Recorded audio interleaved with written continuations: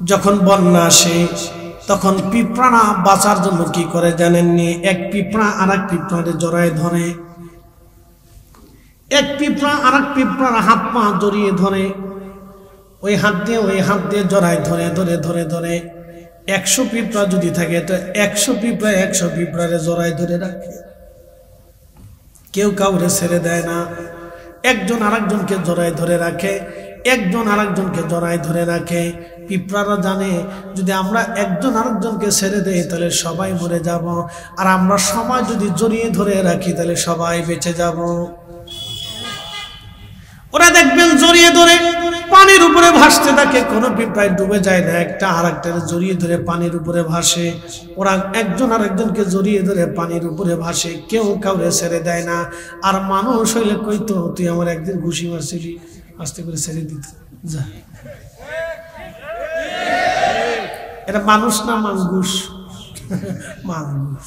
মানুষ তুই আমার ঘুষি মারছিলি না, একদিন ধমক দিছি, যা ছেড়ে দিলাম,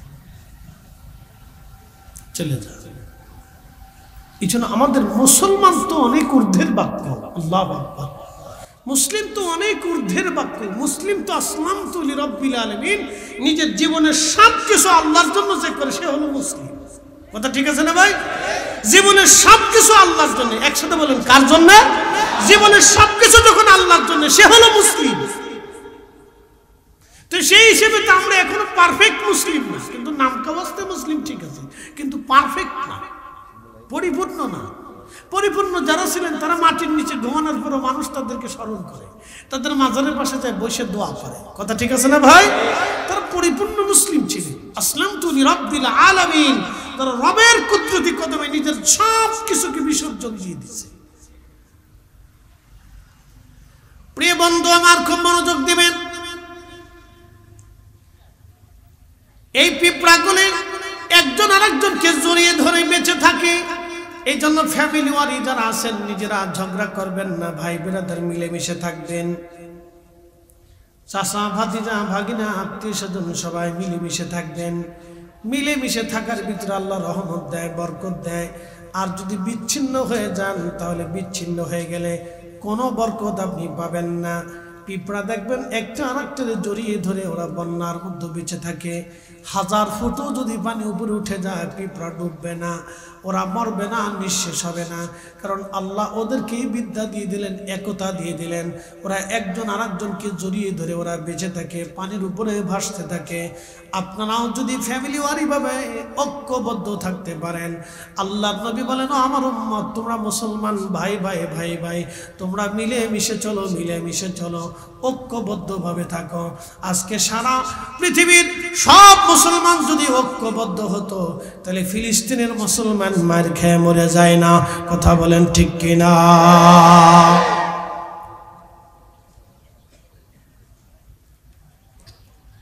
ইরান যেই সময় ইসরায়েল আক্রমণ করল, ওই সময় যদি সৌদি আরব তেল বন্ধ করে দেয়, অর্থনৈতিকভাবে ইসরায়েলকে অবরুদ্ধ করে দেয়, সারা পৃথিবীর সব মুসলিম দেশগুলি যদি বলে না ফিলিস্তিন স্বাধীন না হলে আমরা লেনদেন করব না, কোনো অর্থনৈতিকভাবে ইসরায়েলকে সাহায্য করব না, সব দরজা সমুদ্র সাগর পথ যদি বন্ধ করে দেয় মুসলমানরা, তাহলে দেখতেন ইসরায়েল কেন ওর 14 গোষ্ঠী পর্যন্ত ফিলিস্তিনকে স্বাধীন দিতে বাধ্য। কথা বলেন ঠিক কিনা? কিন্তু মুসলমান ঐক্যবদ্ধ হওয়ার কারণে আজকে আমেরিকা কয়টা বোমারু বিমান লইয়া, কয়টা পারমাণবিক বোমা লইয়া, কয়টা ক্ষেপণাস্ত্র নিয়ে লাভ দেয়। আমাদের সাথে লাগতে আসিস না, আল্লাহ কয় দাঁড়া, অপেক্ষা কর, ব্যবস্থা করতেছি।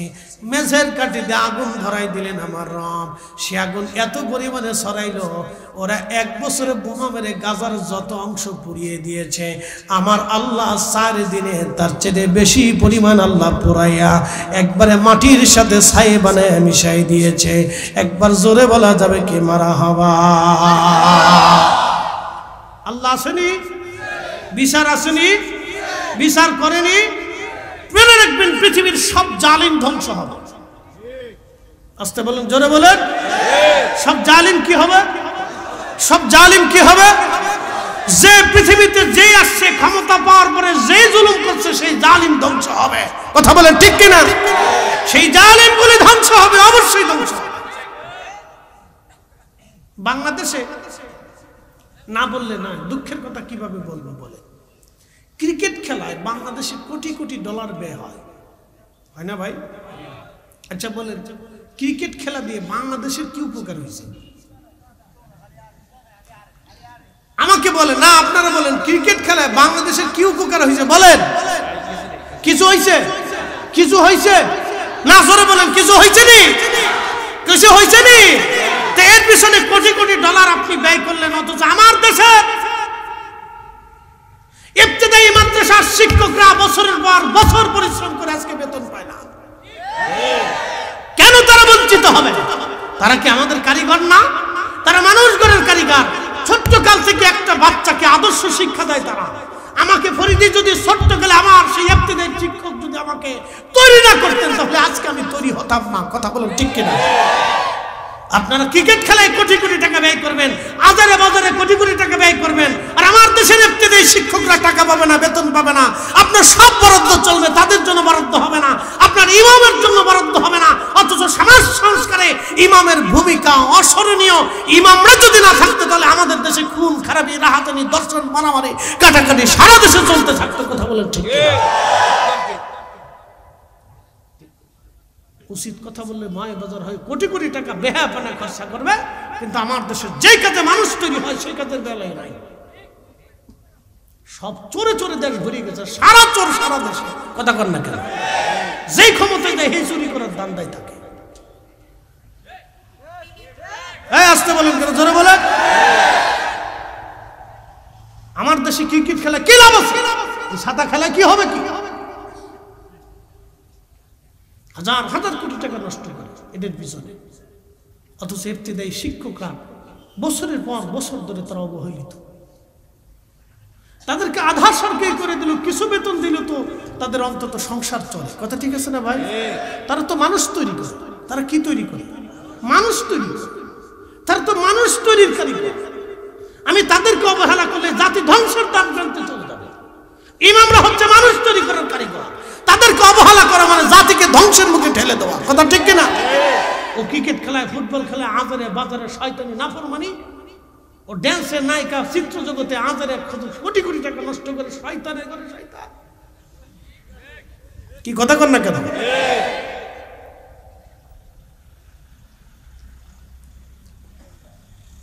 যেই বেডিরা কাপড় চোপড় খুলে মানুষের বডি দেখাইতে হবে, হেদির পিছনে টাকা খরচা করে।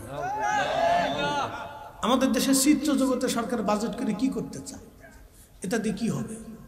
এটা দিয়ে আজ পর্যন্ত কোনো মানুষ তৈরি হয়েছে? আমাদের দেশের কোনো যুবক তৈরি হয়েছে? কোনো নারী তৈরি হয়েছে? সব বেহায়াপনা তৈরি করছে। কথা ঠিক কিনা? লক্ষ লক্ষ যুবকের চরিত্র নষ্ট হয়েছে, নারীর চরিত্র নষ্ট হয়েছে, হাজার হাজার মায়ের মাথা নুকুটে ফেলেছে, বাবার সম্মান নষ্ট হয়েছে। এই সমস্ত চিত্র জগৎ দেখা আমার দেশের হাজার হাজার হাজার হাজার লক্ষ লক্ষ মায়ের জীবন নষ্ট হয়ে গেছে। মেয়ে ঘর থেকে বের হয়ে গেছে, বাবা মুখ দেখাইতে পারে না সমাজে। ছেলে আর একটা মেয়ে ধরে নিয়ে চলে আসছে, মা সমাজে মুখ দেখাইতে পারে না, লজ্জায় মাথায় হয়ে গেছে। এই সমস্ত চিত্র জগৎ চিত্র জগৎ ফাজিল ফুক্ষার কোথাকা।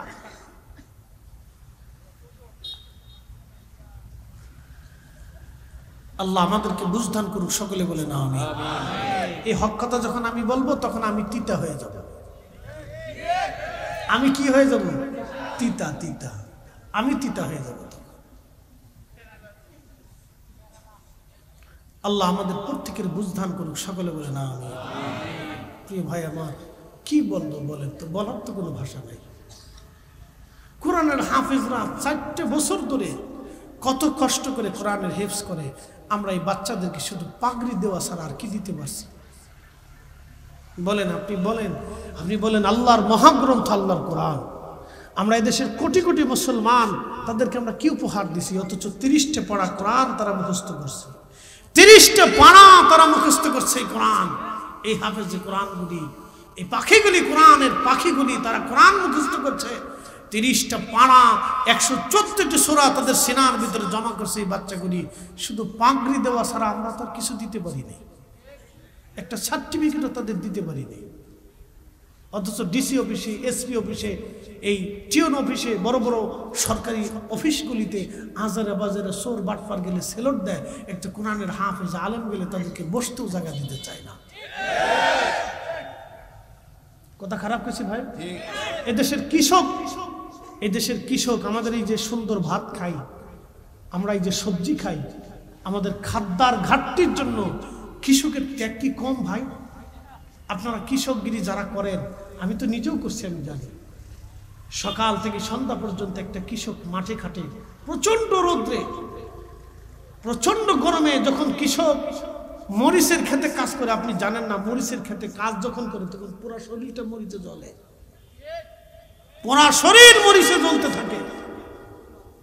এই কৃষকগুলি নিজেদের জীবনের মাথার ঘামগুলি পায়ে ফেলে ফেলে শরীরকে আগুনে পুড়িয়ে পুড়িয়ে তারা আমাদের জন্য এই খাদ্যের ঘাটতি কমায়, তারা চেষ্টা করে খাদ্য উৎপন্ন করে। অথচ বাংলাদেশের কোনো অফিসে গেলে তাদের কোনো ইজ্জত দেয় না, বসতে চেয়ার পর্যন্ত দেয় না, কোনো মূল্য নাই তাদের। কবি আমাদের জন্য লিখে দিয়ে গেছিলেন, সবার সব সাধকের বড় সাধক আমার দেশের চাষাও ভাই, আমার দেশের চাষা। শোনেন, একটা কথা বলবেন, আমার আল্লাহ রব, আমার রসুল, তিনি রাহমাতুল লিল আলামিন।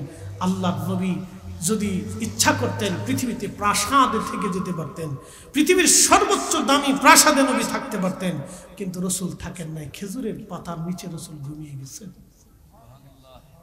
গরিবত্ব রসুল বরণ করতেন, নবী গরিব ছিলেন না। রসুল গরিব ছিলেন না তো, তিনি দুজাহানের সৈয়দ ছিলেন, সৈয়দুল কাউনাইন ওয়াস সাকালাইন ছিলেন, দুজাহানের বাদশা ছিলেন। তিনি গরিব ছিলেন না, বরং গরিবত্ব গরম বরণ করে নিয়ে আল্লাহ রসুল গরিবদের সাথে মিশে গেলেন। কথা ঠিক কিনা? আর তিনি গরিবত্বের সাথে মিশে যায় পৃথিবীতে ইনসাফ প্রতিষ্ঠিত করে গেলেন।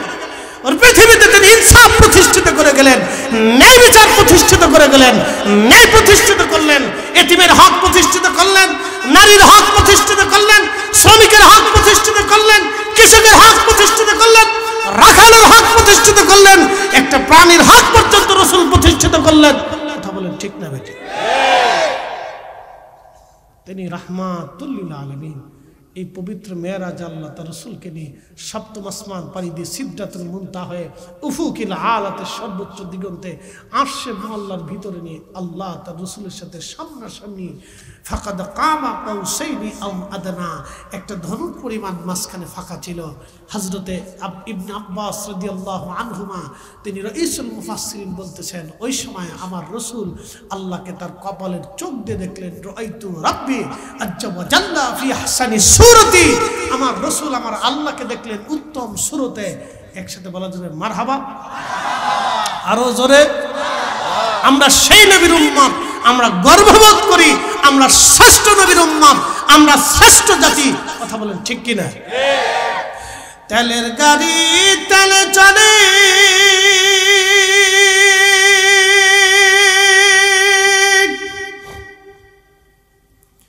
আমার গাড়ি হাওয়া উড়ে,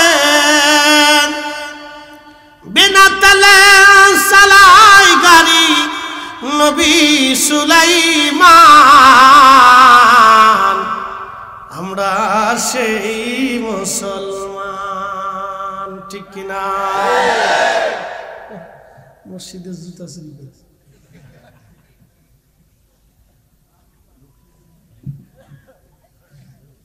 কি বলবেন আপনি চিন্তা করেন। আচ্ছা শোনেন, আপনাদের কাছে একটা কথা বলি। বাংলাদেশের এখন আমি ওহাবি, সুন্নি, লামাজহাবি, জামাতি কোনো কিছুই চিনি না। আমি এক কথায় বুঝতেছি এই মুহূর্তে ধরে, ধর্মীয় আকিদাগত মাসালাগত মত পার্থক্য আগেও ছিল, আগামীতেও থাকবে। কথা ঠিক আছে না ভাই? কিন্তু দেশ আমাদের কাদের? সবার না? দেশ কাদের? সবার। গাঁজা কি কোনো ধর্ম চিনে? গাঁজা, ইয়াবা, মদ, হিরোইন এগুলি যখন খায় তখন কি আমি খাইলে কি গাঁজায় আমাদের ছাড়িয়ে দেব, মদে আমাদের ছাড়বো? যেটা ফরিদি হুজুর ওনার আজকে ধরার দরকার নাই, ছাড়তো না। এই নেশা পৃথিবীর কাউকে চেনে না। যে খাবে ও তাকে ধরবে, যে খাবে তাকে ধরবে। কথা ঠিক আছে না?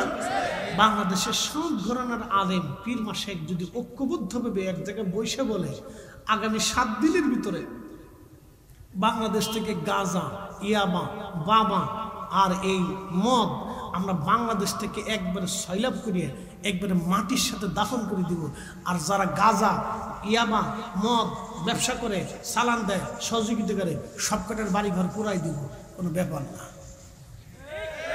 কথা কন না কেন? কোনো ব্যাপার না, কোনো ব্যাপার না। আল্লামা ডাক্তার ইকবাল রাহিমাহুল্লাহ জবাবে শিকওয়ার মধ্যে তিনি লিখলেন, মগজ কোরআন রোহে ঈমান জানে দিন হাসতে হবে রাহমাতুল লিল আলামিন। মগজ কোরআন রোহে ঈমান জানে দিন হাসতে হবে রাহমাতুল লিল আলামিন।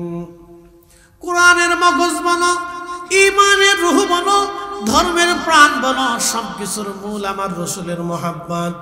আমার নবীর মোহাব্বত যেখানে নাই কোরআন সেখানে নাই। অতএব যারা আমাদের দেশে কোরআনের তাফসীর করার কথা বলে, আমার রসুলের শানকে যারা ছোট ছোট করে দেখে, আমরা আহলে সুন্নাত ওয়াল জামাত কখনো মেনে নিতে পারবো না। কথা বলেন ঠিক কিনা? এই ব্যাপারে আমরা জিরো টলারেন্স, কারণ আল্লাহর মেহবুব হচ্ছেন রসুল, আল্লাহর মেহবুব। নবীজি কোনো বিষয়ে বেজার হইলে আল্লাহ সাথে সাথে আয়াত নাযিল করে খুশি করতে। হ্যাঁ, সূরা কাউসার নাযিল হলো, রাসূল করিমকে কাফেররা বলতো আফতার আফতার আফতার, নির্বংশ নির্বংশ নির্বংশ, বংশহীন, এইভাবে বলে গালি দিত, কষ্ট দিত। আল্লাহ রাসূল বেজার হয়ে থাকেন, মন খারাপ, সাথে সাথে আল্লাহ কোরআনের আয়াত নাযিল করে দিলেন, ইন্না আ'তাইনাকাল কাউসার ফাসাল্লি লিরাব্বিকা ওয়ানহার ইন্না শানিয়াকা হুয়াল আবতার। নিশ্চয় আমি আপনাকে হাউজে কাউসার দিয়ে দিলাম। আরো জোরে আয়াত নাজিল হওয়ার পরে রাসূল করিমের চেহারা চকচক করতেছে।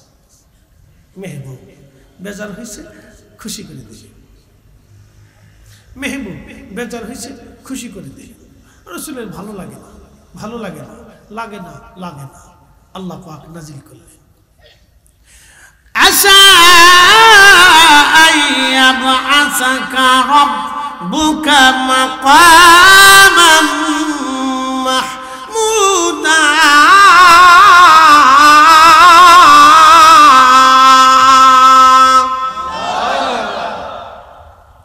নবী গো, আপনাকে মাকামে মাহমুদ ওয়ালা বানাই দিলাম, সর্বোচ্চ মাকাম দিয়ে দিলাম। আরো জোরে বলেন মেহবুব। জোরে বলেন কি? মেহবুব। যা চাইতো তাই দিত। মন খারাপ হলে আয়াত নাজিল করে খুশি করত। মেহবুব। মন বেজার হলে আয়াত নাজিল করে খুশি করত। চান সর্বোচ্চটা দিয়ে দিলাম। বলে কি? বলে আপনাকে খুশি করব, সর্বোচ্চ মাকাম দেব। সাহাবায়ে কেরাম বলেন, হুজুর বিষয়টা বুঝলাম না। কে বুঝো নাই? কিয়ামতের মাঠে আমি যা চাবো আল্লাহ আমার তাই দিবে। আরো জোরে। আপনার মেয়েটা আপনার মেহবুব, খুব আদর করেন, বিয়ে দেওয়ার সময় যা চান আপনি তাই দিয়ে দেবেন। বাবা পরের বাড়ি পাঠাইতেছেন, আমার গোগলারটা দিবা, কানেরটা দিবা, হার দিবা, টিকলি দিবা, পাটটা দিবা, ঝুনঝুনি দিবা, এটা দিবা, সেটি দিবা, এটা দিবা, সেটা দিবা। বাপে খুশি হয়ে মেয়েকে দিয়ে দেয়, কারণ মেয়েটা বাবার মেহবুব। আল্লাহ রাব্বুল আলামিন বলেন, হাবিব কিয়ামতের ময়দানে যা চাবেন আমি তাই দিব, যা চাবেন আমি তাই দিব, যা চাবেন আপনি তাই দিবেন। সাহাবায়ে কেরাম বললেন, ইয়া রাসূলুল্লাহ আপনি কিয়ামতের মাঠে কি চাবেন? বলে, সাহাবীরা রে, আমার একটা উম্মত দোজখে থাকা অবস্থায় আমি খুশি হব না, জান্নাতে যাব না। খুশি হন নাই আপনারা? আরো জোরে বলেন খুশি। জোরে বলেন খুশি। তা আজকে তার নামাজ পড়ার দরকার নাই, বেহেশত তো পেয়ে গেছে। নামাজের দরকার নাই না কি তখন? হ্যাঁ, নামাজ পড়তে হবে। বলে সাহাবা কিরাম বলে, ইয়া রাসূলুল্লাহ, কিয়ামতে উম্মত চিনবেন কেমনে? এত উম্মতের ভিড়ে, কোটি কোটি মানুষের ভিড়ে আপনি উম্মত কেমনে চিনবেন? তখন আল্লাহর নবী ডাক দেয়, সাহাবীরা রে, অনেক লাল ঘোড়ার ভিতরে কপাল সাদা বলে একটা ঘোড়া দেখলে কি চেনা যায় না? বলে হ্যাঁ, চেনা যায়। চিনতে কি কঠিন না সহজ? বলে সহজ। তো সাহাবীরা, আমার উম্মত 5 ওয়াক্ত নামাজ পড়বে, নামাজে ওযু করবে, ওই ওযুর চিহ্নগুলি, সেজদার জায়গাগুলি নূরে চকমক চকমক করতে থাকবে। আমি দেখে দেখে দেখে দেখে টেনে টেনে টেনে টেনে হাউজে কাউসারের পানি পান করাইয়া আমি তাদেরকে আমার সাথে জান্নাতে আগে নিয়ে চলে যাব। নামাজ একসাথে বলেন কি? জোরে বলেন। বিকল্প কোন রাস্তা আমার দেশে এক প্রকার আছে, নাম দিছে ফিরে কামেল শাহ সুফি। নাম দিছে ফিরে কামেল শাহ সুফি। কি তা কয় জানেন? শেলার মাওলানা মসজিদ ঘরে আল্লাহ থাকে না, টুনটুনা টুন টুনটুনা টুন টুনটুনা টুন। কোনটা মোস কোনটা দাঁড়িয়ে নিজে কইতে দেয় না। 7 দিন ধরে গোসল করে না, শরীর দেখে পাড়ার গন্ধ। শয়তান কোথাকার। এগুলো যদি শাহ সুফি হয় তো শাহ শয়তান কোনটা? এগুলো শয়তানের বাদশা, দুনিয়াতে শয়তানের প্রতিনিধি। কথা কোন ঠিক কিনা? এগুলি থেকে আমাদেরকে দূরে থাকতে হবে, আগুন থেকে যেইভাবে দূরে থাকতে হবে। নামাজবিহীন কোন ইসলাম নাই, নামাজবিহীন কোন তরিকা নাই, নামাজবিহীন কোন বীর মুরিদি নাই। কথা কোন ঠিক কিনা? একবারে কথা ক্লিয়ার কাটসা, পরিষ্কার পরিচ্ছন্ন কথা। আমরা আল্লাহর কাছে অসহায়, আরো অসহায় আল্লাহর কাছে। আমা তাদরি নাফসুম বিআইয়ি আরদিন তামুত। তুমি কোথায়, কোন জায়গায়, কেমনে, কোন অবস্থায় মারা যাবা, মৃত্যুর মুখে পতিত হবা, আল্লাহ ছাড়া কেউ জানে না। আমরা এখানে আল্লাহর কাছে অনেক বড় অসহায়, আমাদের কারোই কিছু করার নেই। শুধু আমরা না, সৃষ্টির কেউ না, কোন ফেরেশতাও না, কেউ জানে না, শুধু আল্লাহ ছাড়া। আর আল্লাহ তার পছন্দের ব্যক্তিদেরকে যদি জানাইতেন সেটা ভিন্ন কথা।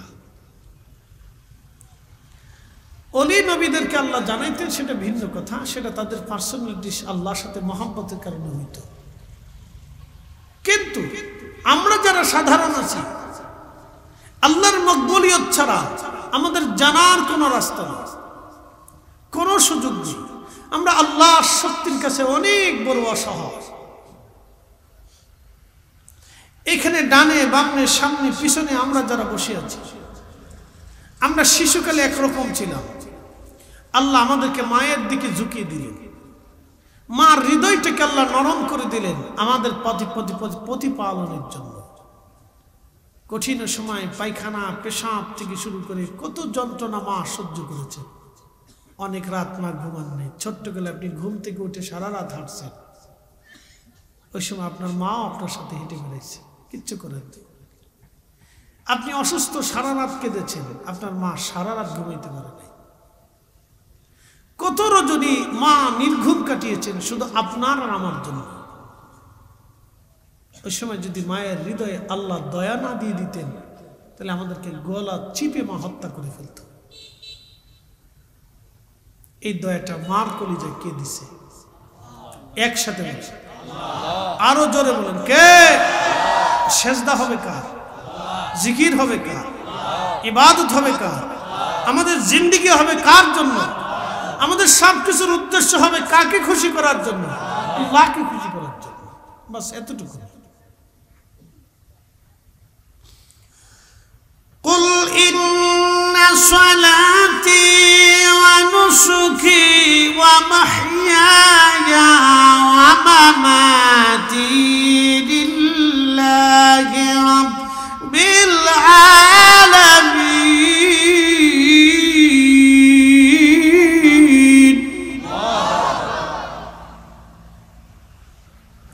হুজুর আপনি বলে দেন সালাত আমি আল্লাহর জন্য।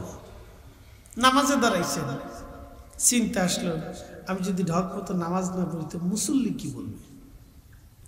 নামাজে দাঁড়াইছেন, চিন্তা করলেন আমি যদি সুন্দর মতো নামাজ না পড়ি তাহলে হুজুরি কি করবে?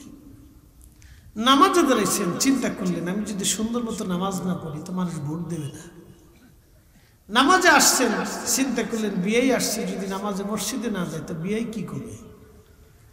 এই বিয়ের চিন্তা, সমাজের চিন্তা, রাষ্ট্রের চিন্তা, রাজনীতির চিন্তা, পেট নীতির চিন্তা, ব্যক্তির চিন্তা, এই চিন্তা যখন মাথায় ঢুকবে তখন আর আপনার নামাজ হলো না। এই নামাজের মধ্যে শিরিক ঢুকে গেল। আপনি আল্লাহর ভয়ে নামাজে আসেন নাই, বরং পাবলিকের ভয়ে নামাজে দাঁড়িয়েছেন। قد أفلح المؤمنون الذين هم في صلاتهم خاشعون।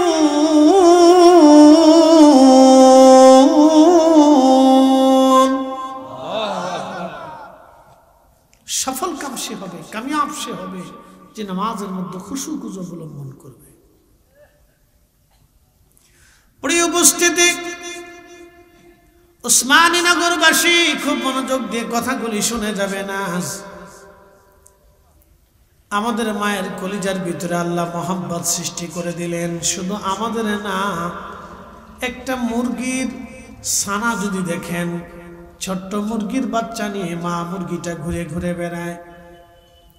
বন্য কোনো পশু যদি ওই বাচ্চা ধরার জন্য আসে, আপনি দেখবেন ওই মুরগিটা তার জীবনের সর্বশক্তি প্রয়োগ করে ওই তার বাচ্চাকে বাঁচানোর জন্য বন্য প্রাণীর সাথে মারামারি করে। মুরগি জানে এই শৃগালের সাথে আমি মারামারি করে পারবো না, এই চিলের সাথে মারামারি করে পারবো না, কিন্তু তারপরও তার সর্বশক্তি প্রয়োগ করে তার বাচ্চাকে বাঁচানোর জন্য একটা মুরগির কলিজাতে তার বাচ্চার প্রতি, সন্তানের প্রতি দয়া সৃষ্টি করে দিলেন আমার আল্লাহ। এই জন্য আল্লাহর একটা নাম আছে রব, রব্বুল আলামিন। তিনি লালন পালন করনেওয়ালা। আমাদের দেশে সনাতন ধর্মে যারা আছে তাদের বিশ্বাস আমাদের বিদ্যার দেবতা আলাদা, আমাদের নিরাপত্তার দেবতা আলাদা, বৃষ্টির দেবতা আলাদা, পানির দেবতা আলাদা, সমুদ্রের দেবতা আলাদা, আলোর দেবতা আলাদা, আধারের দেবতা আলাদা, খাদ্যের দেবতা আলাদা। এই জন্য তারা দেখবেন এক এক সময় এক এক দেবতার পূজা করে। কোনো সময় কালীর পূজা করে, গণেশের পূজা করে, কার্তিকের পূজা করে, কৃষ্ণের পূজা করে, রামের পূজা করে, গরুর পূজা করে, এরপরে গাছের পূজা করে, সূর্যের পূজা করে, সাগরের পূজা করে, সরস্বতীর পূজা করে, লক্ষ্মীর পূজা করে, মনসার পূজা করে।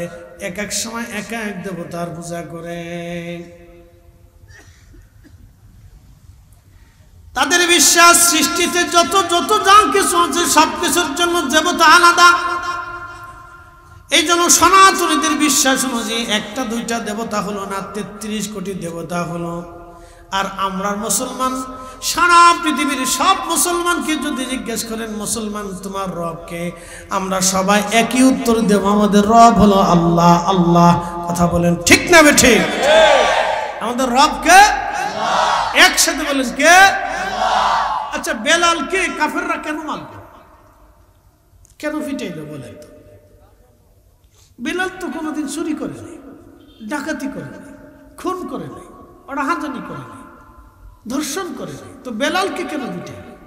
শুধু লা ইলাহা ইল্লাল্লাহু মুহাম্মাদুর রাসূলুল্লাহ সাল্লাল্লাহু আলাইহি সাল্লাম শুধু জানছে যে আল্লাহ ছাড়া রব নাই এবং মুহাম্মদ সাল্লাল্লাহু আলাইহি সাল্লাম আল্লাহর প্রেরিত রাসূল, এই কথাটা বিশ্বাস করার জন্য তার পিঠের চামড়া উঠিয়ে ফেললো। হযরত খাব্বাবকে কেন পিটাইল? সে তো একজন কামার ছিল, একেবারে নিরপরাধ মানুষ ছিল। সে কাউকে হত্যা করে নাই, জেনা করে নাই, অন্যায় করে নাই, জুলুম করে নাই, চুরি করে নাই, ডাকাতি করে নাই, রাহাজানি করে নাই, কারো সম্পদ চুরি করে আনে নাই। তো কেন পিটানি খেলো? তাকে পিটাইছে শুধু আল্লাহর একত্ববাদ, রসুলের রাসালাতকে স্বীকার করার জন্য। সেই দিন খাব্বাবের পিঠের ভিতর থেকে গোশত উঠে উঠে চলে গেল। হযরত সুমাইয়া রাদিয়াল্লাহু আনহার জীবন চলে গেল। তার গুপ্তাঙ্গে আবু জেহেল বর্ষা মেরে মেরে খুঁচিয়ে খুঁচিয়ে খুঁচিয়ে খুঁচিয়ে নির্মমভাবে তাকে হত্যা করলো।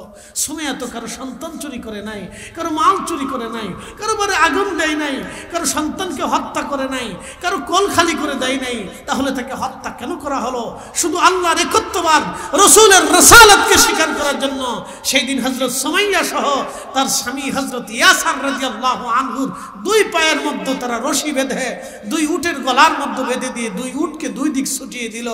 বারবার বারে বারে বারে বারে হযরত ইয়াসারের চামড়া ছিঁড়ে, সুরা বডিটা ছিঁড়ে দুইটা খণ্ডে বিভক্ত হয়ে গেল। হযরত ইয়াসারের দোষ কি ছিল? সে তো কোনো মানুষ হত্যা করে নাই, কারো বাড়িতে আগুন দেয় নাই। তাহলে শুধু আল্লাহর তাওহীদ ও রিসালাতকে স্বীকার করার জন্য সেই দিন হযরত ইয়াসারের জীবন চলে গেল। এইভাবে প্রত্যেকটা সাহাবীর জিন্দেগি চলে গেল শুধু আল্লাহ তার রাসূলের একত্ববাদকে স্বীকার করার জন্য। এই জন্য মনে রাখবেন, জেনে রাখবেন, আল্লাহ এবং তার রাসূলের পথে চলতে হলে আপনাকে মানুষের কটাক্ষ আর মানুষের নিন্দামন্দ সহ্য করতেই হবে। কথা বলেন ঠিক না বেটা? প্রিয় উপস্থিতি, সেই দিন সাহাবে কেরামের কোনো অপরাধ ছিল না, কোনো অপরাধ ছিল না। রোহিঙ্গাদের কি অপরাধ ছিল বলেন তো? রোহিঙ্গা তো সে দেশের নাগরিক ছিল, তাদেরকে তিলে তিলে হত্যা করা হলো। লক্ষাধিক রোহিঙ্গাকে নিষ্পেষিতভাবে পুড়িয়ে কেটে কেটে টুকরা টুকরা করে হত্যা করা হলো শুধু কালিমাতুত তাওহীদ রিসালাতকে সাক্ষ্য দেওয়ার অপরাধ তাদের। ভারতের বহু মুসলমান আজকে নাগরিকত্ব কার্ড পায় না, মুসলমানদেরকে পিটানো হয়, শুধু বলা হয় বল জয় শ্রীরাম। তাদের অপরাধ কি? মুসলমান তো কারো বাড়ি আগুন দেয় না, মুসলমান তো কারো ঘরে ডাকাতি করে নেই, চুরি করে নেই। তার অপরাধ কি? শুধু অপরাধ মুসলমানই কারণে, শুধু মুসলিমই কারণে।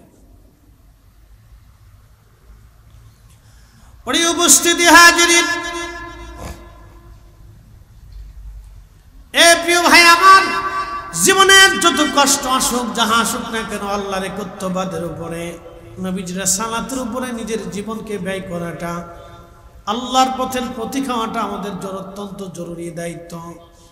আল্লাহর নবী বলতেন, উম্মত তোমাকে কেটে কেটে টুকরা টুকরা যদি করা হয় তাহলেও তুমি শিরিক করবে না, আল্লাহর সাথে অংশীদারিত্ব সাব্যস্ত করবে না। এই জন্য হযরত বেলাল পিঠের চামড়া দিয়ে দিলেন, শুধু আহাদ আহাদ বলে কাঁদলেন সেই দিন। আর কোনো জবাব তার ছিল না, শুধু আহাদ, আল্লাহ এক, আল্লাহ এক। সুমাইয়ার জীবন চলে গেল, ইয়াসারের জীবন চলে গেল, খাব্বাবের পিঠের গোশত চলে গেল, প্রত্যেকটা সাহাবীর নির্যাতন অত্যাচারের স্টিমরোলার চলে গেল। নবীজি 2 বছর বন্দী রইলেন। হযরত ফাতেমা রাদিয়াল্লাহু আনহা না খেয়ে খেয়ে পুষ্টিহীন হয়ে গেলেন। আহা, 2টা বছর বাবার সাথে বন্দী ছিলেন, ক্ষুধার যন্ত্রণায় পুষ্টিহীন হয়ে গেলেন হযরত ফাতিমাতুজ জাহরা রাদিয়াল্লাহু আনহা। এই পুষ্টির অভাব তার জীবনে কোনোদিন শেষ হয়েছিল না। আপনি কল্পনা করতে পারবেন, সাইয়্যিদাতুন নিসাই আহলিল জান্নাহ ফাতিমাতুজ জাহরা, রাসূলের চাইতে এত সুন্দর মনের আর এত চমৎকার জবানের অধিকারী কেউ ছিল না। নিষ্পাপ, আইব মুক্ত, কলঙ্ক মুক্ত। সেই দিন আরবের মানুষ থেকে আল আমিন বলতো, বিশ্বাসী বলতো। সেই নবী যখন তাদেরকে লা ইলাহা ইল্লাল্লাহু মুহাম্মাদুর রাসূলুল্লাহর কালেমার দাওয়াত দিলেন, ঠিক তখনই একদল মানুষ তার বিরুদ্ধাচরণ করে তার মুখে পাথর নিক্ষেপ করলো, বছরের পর বছর তাকে কষ্ট দিল, উটের পচা নারী ভরিগুলি তার দেহের উপরে চাপিয়ে দিত, ক্ষুধার্ত রাখত, পথে ঘাটে গালি দিত, কষ্ট দিত, শুধুমাত্র লা ইলাহা ইল্লাল্লাহু মুহাম্মাদুর রাসূলুল্লাহ এই কালেমার সাক্ষ্য দেওয়ার জন্য। এখন আপনার আমার প্রশ্ন, তো এই কালেমার ভিতরে আছে কি? এবার আসে, এই কালেমার ভিতরে আছে কি? 1 নাম্বার, এই কালেমার ভিতরে আছে ন্যায়, অন্যায় এই কালেমা সাপোর্ট করে না। আসতে বলেন কেন? জোরে বলেন, আরো জোরে বলেন। মক্কার কাফেররা জানতো এই কালেমা হচ্ছে সেই কালেমা। এই কালেমা যদি জমিনে প্রতিষ্ঠিত হয় তাহলে আমরা যে মানুষের অর্থ চুরি করি, অর্থ সম্পদ কেড়ে নেই, লুটতরাজ করি, খুন খারাপি করি, আমরা গরিবের হক নষ্ট করে দিয়ে আমরা প্রভাব পুত্তিশালী হয়েছি, জমিদার হয়েছি, অর্থ সম্পদের মালিক হয়েছি, আমরা অন্যের হকগুলি কেড়ে নিচ্ছি। এই কালেমা প্রতিষ্ঠিত হলে আর এইভাবে অন্যায়ভাবে জুলুম করার কোনো শক্তি জমিনে হবে না। এই জন্য তারা এই কালেমার বিরোধিতা করতো। কথা বলেন ঠিক না বেটে?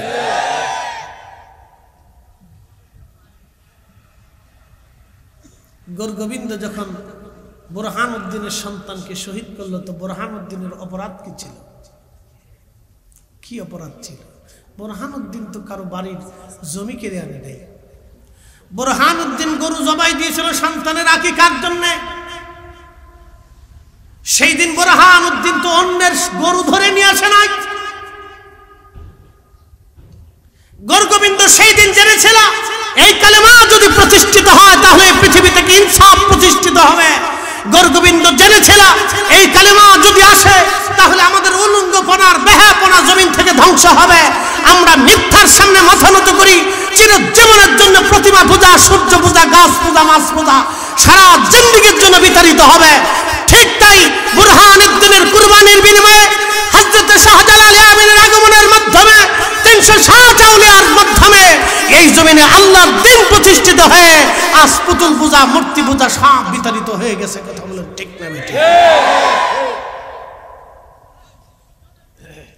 কালেমার ওজন আছে। কালেমা শুধু এই কালেমার মধ্যেই সীমাবদ্ধ না, কালেমার বিরাট ওজন। বলে বিরাট ওজন কি ব্যাখ্যা করতেছি।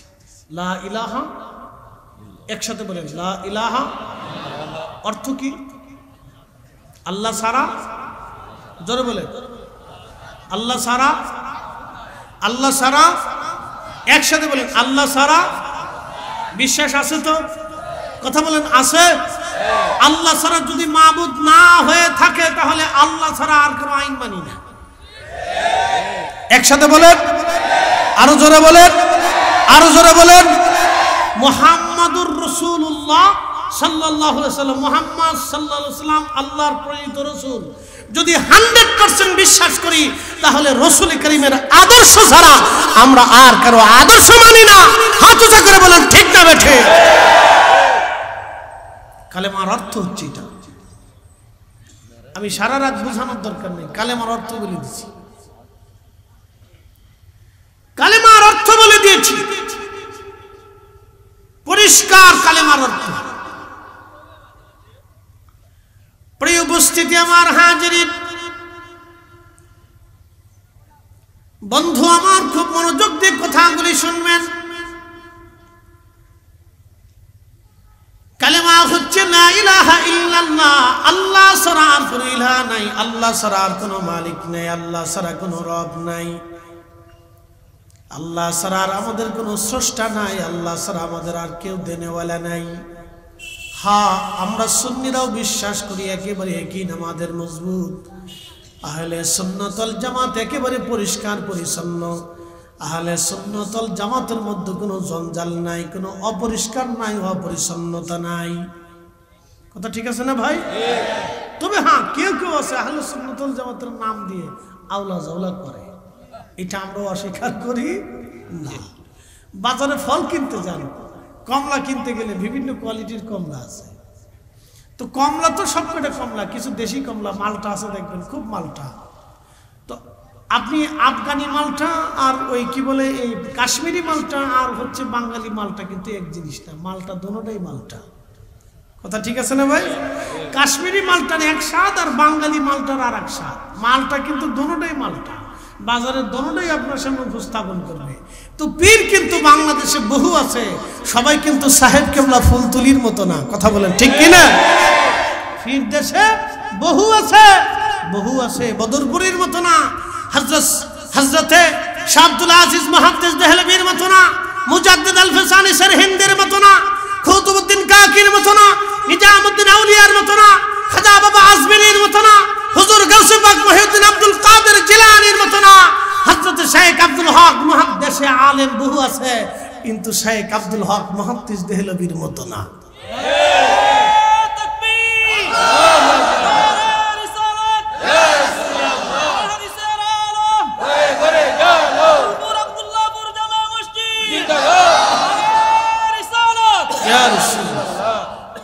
বুঝতে কি কোনো অসুবিধা?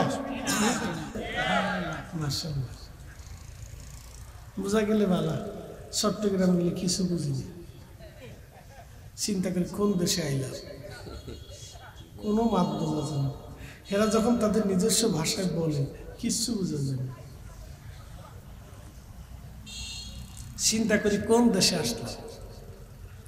আপনাদের সিলেটেরটা বোঝা যায়, সিলেটেরটা মাশাআল্লাহ খুব মজা লাগে, এটা একটা মজা আছে, সিলেটি মাত্র একটা মজা আছে। দেখ আলহামদুলিল্লাহ প্রত্যেক মার ভাষাই সুন্দর। তো খুব মনোযোগ দিবেন। কালিমার সংক্ষিপ্ত ব্যাখ্যা আপনাদের সামনে উপস্থাপন করলাম। আমার রব আমার আল্লাহ, তিনি আমাদের সব কিছু দিয়ে থাকেন। সৃষ্টির দিকে আপনি যদি তাফাক্কুর করেন, ওয়াতাফাক্কারুনা ফি খালকিস সামাওয়াতি ওয়াল আরদ, আসমান ও জমিনের ভিতরে যাহা কিছু আছে আমার রব বললেন তোমরা তাফাক্কুর করো, তোমরা চিন্তা করো, তোমরা ভাবো। কালকে এক প্রতিবেদনে দেখলাম এক সাধু 40 বছর ধরে গোসল করে না। কি বুঝলেন আপনি? বুঝছেন? খালি হাসবেন যে এটা কোন পাগলের দেশ। ভারতে কিছু সাধু আছে সারা জীবনই ল্যাংটা থাকে, কাপড় পরে না। আচ্ছা আপনি বলেন তো, এই সাধুদের আদর্শ যদি সারা পৃথিবীতে বাস্তবায়িত হয় তাহলে গার্মেন্টস সেক্টরই সব শেষ। গার্মেন্ট ফ্যাক্টরি আর পৃথিবীতে দরকার নাই। তাঁতি ব্যবসায় যারা আছে তারাও শেষ। কাপড় চোপড় দরকার নাই, সবই ল্যাংটাই থাকে। কি আজীব এক দুনিয়া, আপনি দেখেন, চিন্তা করেন। এই জন্য মুহাম্মাদুর রাসূলুল্লাহ সাল্লাল্লাহু আলাইহি ওয়াসাল্লাম ওনার আদর্শ ব্যতীত যা আছে সব মিথ্যার ভণ্ডামি। কথা বলেন ঠিক কিনা? এই হাত উঁচা করে বলেন ঠিক কিনা?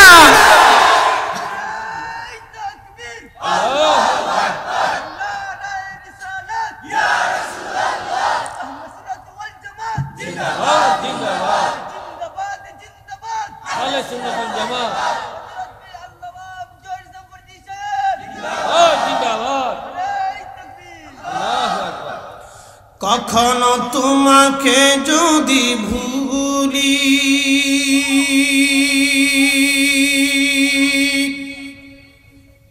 হেদায়েতের আলো জেলে নিয় কাছে তুলি, ঠাই দিও প্রিয়তম অগমহিয়ান, তুমি রহমান, তুমি মেহেরবান। অন্ধ গাহে না শুধু তোমারি গুণগান, বুঝেও বুঝে না তবু শান, তুমি রহমান, তুমি মেহেরবান। আল্লাহুম্মা সাল্লি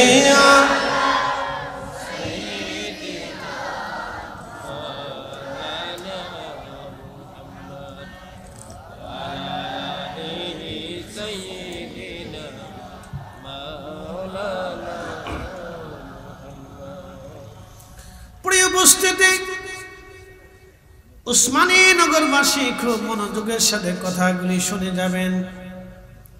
সারা পৃথিবীতে আল্লাহ রসুলের আদর্শ যদি বাস্তবায়িত হয়ে যায় পৃথিবীতে শান্তি নেমে আসবে। বলে হুজুর কেমন? আমি আপনাদেরকে আজকে বুঝাই দিয়ে যাই। বর্তমান বাংলাদেশে গ্রাম আছে কত হাজার? 68,000। 68,000 গ্রামে ওয়ার্ড আছে। ওয়ার্ড যদি আপনি ধরেন কতগুলি ইউনিয়ন আছে? শত শত হাজার হাজার ইউনিয়ন বাংলাদেশে আছে। তো এই প্রত্যেকটা ইউনিয়নের হিসাব যদি আপনি কষেন সারা বাংলাদেশে কয়টা ইউনিয়নে আপনি দেখেন বিচার আচার ঠিক মতো হয়? বলেন ঠিক মতো কয়টা ইউনিয়নে বিচার আচার হয়? আপনি বলে দেন, আপনি বলেন এই বাংলাদেশের খুনের বিচার কয়টা ঠিক মতো হয়েছে? আপনি বলেন। স্বাধীনতার পর থেকে এই পর্যন্ত শত শত হাজার হাজার লক্ষ লক্ষ খুন হয়েছে। কি কথা বল না কেন? এই খুনের বিচার কয়টা ঠিক মতো হয়েছে? এদেশে হাজার হাজার লক্ষ লক্ষ নারী স্বাধীনতার পর থেকে ধর্ষিত হয়েছে। এই কথা বলেন কয়টা বিচার ঠিক মতো হয়েছে? বলেন আপনি। বলেন এদেশে প্রত্যেক মাঝে মধ্যে জমি নিয়ে লড়াই হয়, ক্ষমতা নিয়ে আধিপত্য নিয়ে ঝগড়া জঞ্জাল মারামারি কাটাকাটি হয়, কয়টা বিচার ঠিক মতো হয়েছে আপনি বলেন? যদি আল্লাহ তার রাসূলের আইন মোতাবেক বিচার হতো তাহলে এদেশে খুন খারাপি আর এই ধর্ষণ অন্যায় অবিচার একবারে জিরো টলারেন্সে চলে আসতো। কথা বলেন ঠিক না বেঠিক? এই জন্য রাসূলের উপরে কোনো পৃথিবীতে আদর্শ, একসাথে বলেন আদর্শ, আদর্শ আল্লাহর কোরআনের উপর কোনো বিধান নাই। একসাথে বলেন বিধান আছে নাই। যারা পৃথিবীর সবচেয়ে বড় বড় মানবতার কথা বলে আমেরিকা, আপনি যদি দেখেন তার প্রত্যেক মিনিটে কতটা নারী ধর্ষিত হয় আপনি হিসাব করে দেখেন। লস অ্যাঞ্জেলেসের মতো একটা জায়গাতে আগুন লেগে গেল, ওই আমেরিকানরাই ফায়ার সার্ভিসের পোশাক পরে এসে চুরি করে ধরছে। কি কথা কর না কেন? না আরো জোরে বলেন। তাহলে তাদের ওই রচিত বিধান তাদেরকে শান্তি দিতে পারে পারে না। আপনি সৌদি আরবে চুরি করেন, হাত ধরা পড়ার সাথে সাথে হাত কেটে দিবে, বাস। আল্লাহু আকবার। আপনি মানুষ হত্যা করেন, একবারে ফায়সালা দিয়ে যে আপনার গর্দান থেকে মাথা বিচ্ছিন্ন করে দিবে, একবারে সাথে সাথে ফায়সালা। 6 মাস 6 বছর আর ঘোরা লাগবে না, 3 মাসের ভিতরে ফায়সালা হয়ে যাবে। একসাথে বলবেন আল্লাহু আকবার। না আরো জোরে বলেন আল্লাহু আকবার। তাহলে বোঝা গেল আল্লাহ এবং তার রাসূলের বিধানের ভিতরে আমাদের শান্তি লুকানো আছে। কথা বলেন ঠিক কিনা?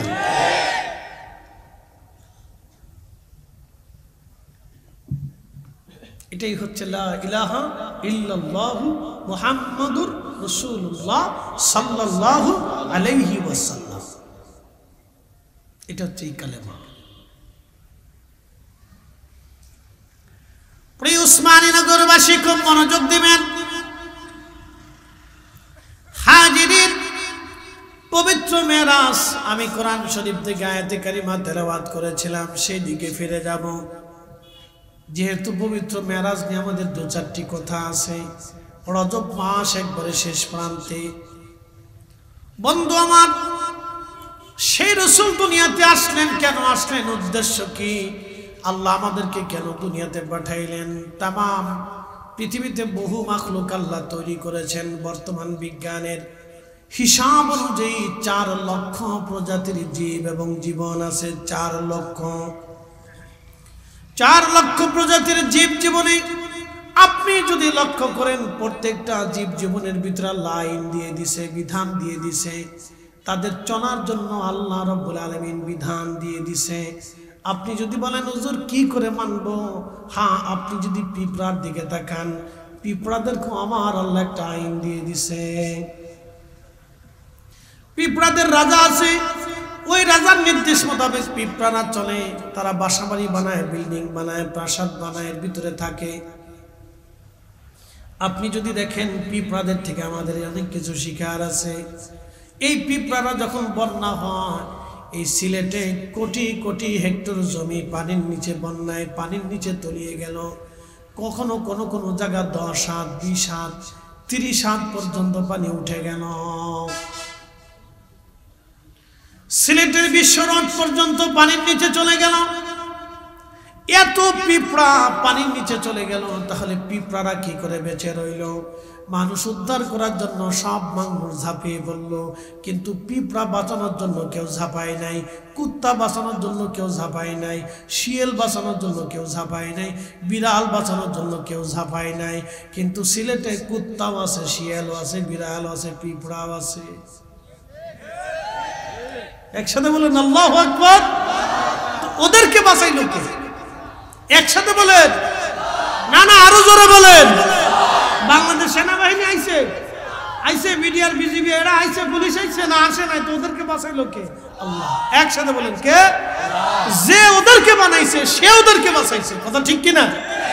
এই সিলেটের হাওরের ভিতরে কোটি কোটি কোটি কোটি মাছ,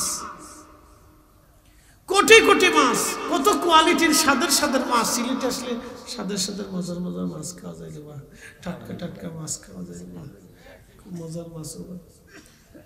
সিলেট থেকে গেলে মজার মাছ খাওয়া যায়।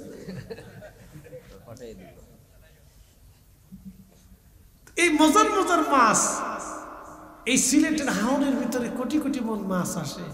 আচ্ছা, বাংলাদেশ সরকার কি ওদেরকে খাবার টাবার দেয়? তো দেয় কে? আল্লাহ ওদেরকে বানাইছে, আল্লাহ ওদের খাবার দেয়। তো আমাদের খাবারটা দেয় কে? জোরে বলে, আরো জোরে। তো মানুষ সুদ খায় কেন? তার মানে যে সুদ খাইল সে বুকা, মগা, অগা, বলদা, সিদে। ঠিক আছে না ভাই? বরিশালের নিম্নে গেলে কেউ অগা, আর একটু উপরে আসলে কয় মগা, আমাদের ফরিদপুরে কয় বলদা, আপনাদের সিলেটে কয় সিদে। একই জিনিস, সাইড না, জিনিস কিন্তু একটাই, বলদা, অগা, মগা, সিদে। তো যারা সুদ খায় তারাও একটু সিদে, অলদা, বলদা, মগা, সগা, অগা, যাইকর। যারা ঘুষ খায় নিজের অর্থকে বৃত্তকে অনেক বেশি বাড়ায়, তাদের মতো বুকা পৃথিবী তার একটাও নেই। কথা বলেন ঠিক কিনা?